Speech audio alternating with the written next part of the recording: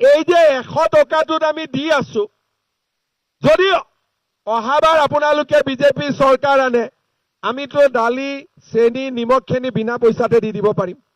10,000 টকা শেষ নহয়, 10,000 টকা আৰম্ভণি, 25,000, 50,000, 85,000 টকা আপোনালোকৰ হাতত পৰাৰ পিছত মই বেংকক কম যে এই বাইদেউসকলে আমাৰ কথা শুনে, 10,000 ধুনীয়াকৈ খৰচ কৰিলে, 25,000 কৰিলে, 50,000 কৰিলে, এতিয়া বেংকে আপোনালোকক লোন দিব, 1 লাখ, 1.5 লাখ, 2 লাখ, আপোনালোকে নিজৰ ব্যৱসায়ত আগবাঢ়ি গৈ থাকিব।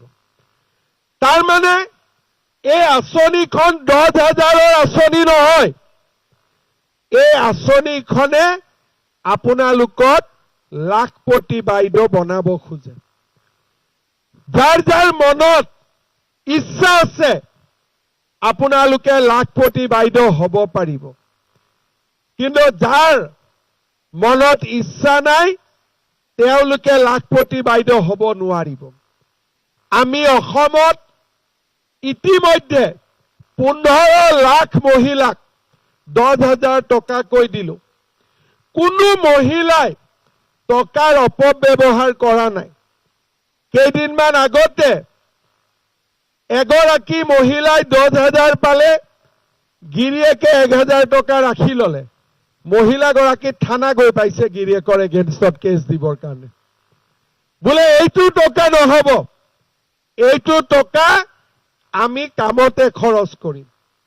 কিন্তু 20 তাৰিখে যিটো 8,000 টকা পাব, সেইটো দি বিহুৰ কাপোৰ ললেও মোৰ কোনো আপত্তি নাই।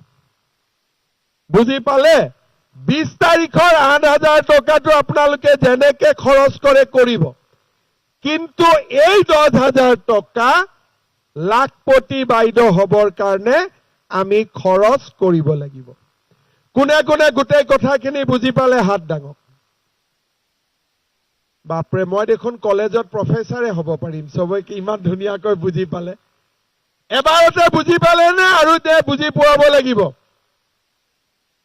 আচ্ছা, এতিয়া কওক, কাৰ কাৰ মোবাইল কিনিব এই পইচা দি? হাত উঠাওক। কোনে কোনে পিকনিক খাব এই টকা দি? হাত উঠাওক।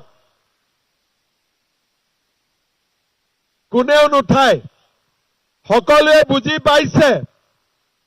তাৰ মানে অহাবাৰ যেতিয়া মই আকৌ 25,000 টকা দিব আহিম, ইমানে মহিলা থাকিব লাগিব। কোনোবা ফেল কৰিব নেকি?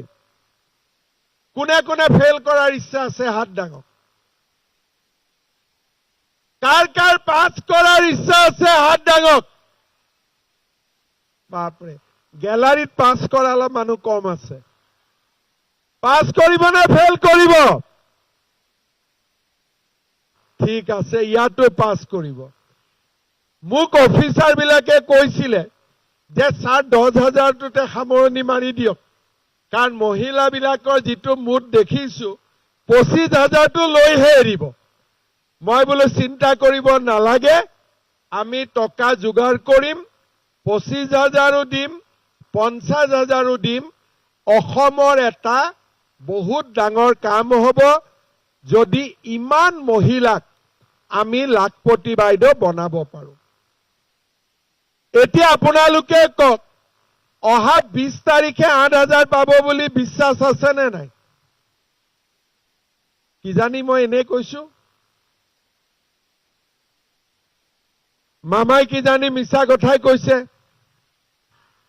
মই যিটো কওঁ সেইটো কৰো নে নকৰো? তাৰ মানে 25,000ও পাম বুলি মনত বিশ্বাস আছে নে নাই? 50,000ও পাম বুলি মনত বিশ্বাস আছে নে নাই?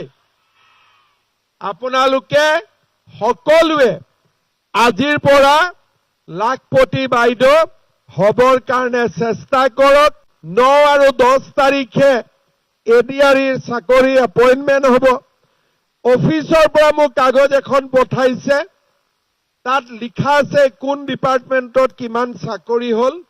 1.5 লাখ পাৰ হৈ গ'ল। ইলেকশ্যনত কৈছিলো 1 লাখ, মানুহে 1 লাখ কওঁতে ভাবিছিল এনেই কৈছে। এতিয়া কৰোঁতে কৰোঁতে 1.5 লাখ হৈ গ'ল। তাৰমানে অহা 5 বছৰত 1.5 লাখ গৈ 2 লাখ 3 লাখ হ'বগৈ। চাকৰিত টকা পইচাও আজিকালি দিব নালাগে। আৰু নিবনুৱা যুৱক যুৱতীয়ে কৰ্মসংস্থাপনৰ সুবিধা পাইছে। আৰু লগতে আপোনালোকে জানেই যে আমি অসমখনক ৰক্ষা কৰিবৰ কাৰণেও আমি কিমান কাম কৰি আছো। বিদেশী নাগৰিক আহে, লগে লগে উলিয়াই দিয়া। আমাৰ মাটিত অচিনাকি মানুহবোৰ বহিছে, এভিকশ্যন কৰা। উৰিয়াম ঘাটত এভিকশ্যন হৈ গ'ল, আজি তেজপুৰত এভিকশ্যন হৈ আছে। কিমান মাটি আমি এভিকশ্যন কৰিলো? 1.5 লাখ বিঘা। এতিয়ালৈকে যিবিলাক আমাৰ মাটি আছিলে, অচিনাকি মানুহবিলাকে দখল কৰি থৈছিলে, এটা এটাকৈ গটিয়াই গটিয়াই আমি উলিয়াই আছো 1.5 লাখ বিঘা মাটিৰ পৰা।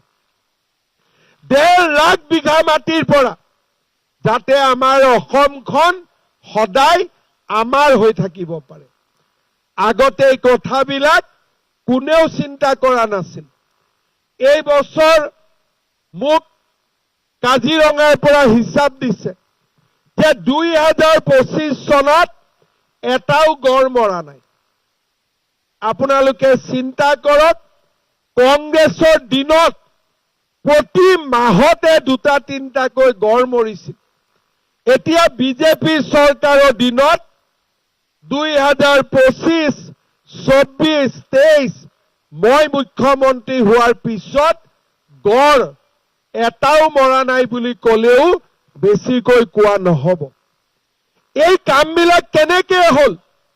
কাৰণ আমি অসমৰ ৰাইজৰ কাৰণে কাম কৰিব বিচাৰো। আজি আপোনালোকে চাওক, আজি 10,000 পাব, 20 তাৰিখে 8,000 পাব। কোনেও ভাবা নাই যে হিমন্ত বিশ্ব শৰ্মাই মিছাই কৈছে। চবেই ভাবিছে কলেজ এতিয়া পালোৱেই।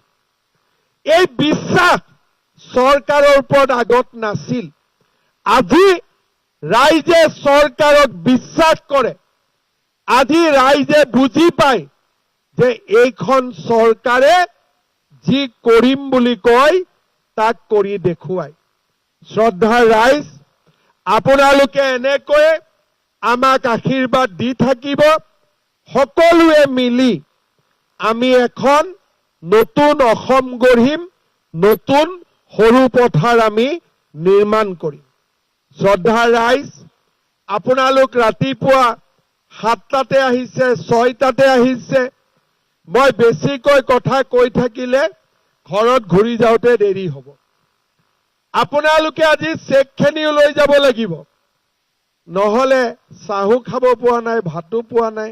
গ'লেই মানুহজনে জোকাব যে চেকবোৰ লৈ নাহিলি দেখোন। সেইকাৰণে আমি